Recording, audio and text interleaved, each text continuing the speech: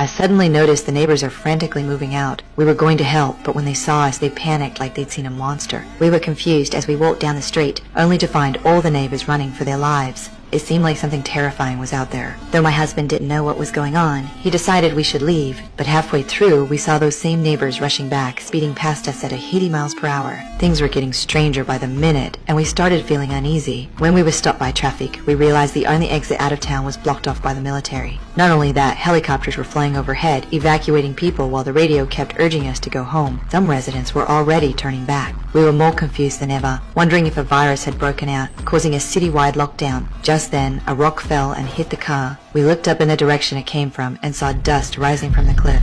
Mom, it's an earthquake. No, sweetie, it can't be.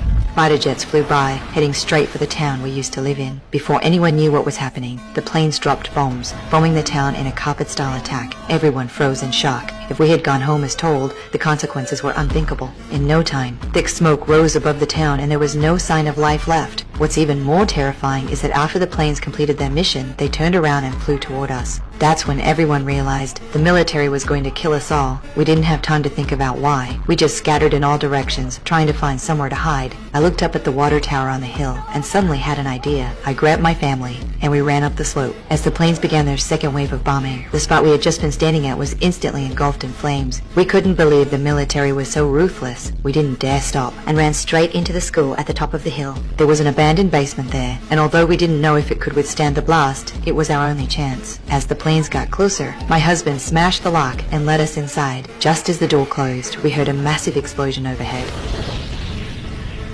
What was really going on outside, that the government had to take such extreme measures we couldn't understand, but all we could do was settle down inside. Fortunately, the basement was stocked with expired food, enough to last us for a long time. We locked the door tightly, no longer hoping for anything from the outside. But life underground was no easy task. Every day, we ate nothing but fermented bean paste cans and drank muddy water from the underground well. When we were bored, we played cards or hide and seek. Living cut off from the world made it feel like the end of days. After a while, our daughter couldn't take it anymore. She asked her father how long we'd have to stay down here. Nick didn't know. He could only reassure her, saying that once the virus was gone and the world began to grow again, we'd be able to see the light of day. But we waited over 300 days. Our daughter, more than once, used the telescope I made to look outside through the vent. But each time, she saw nothing but destruction from the bombings. Houses charred, trees burned to their trunks, no signs of life anywhere. Yet even so, she still didn't give up. While my husband and I were asleep, she quietly climbed up the ladder, pulled hard on the chain, trying to open the door and sneak outside. But none of us expected that it was the sound she made which would bring us into big trouble.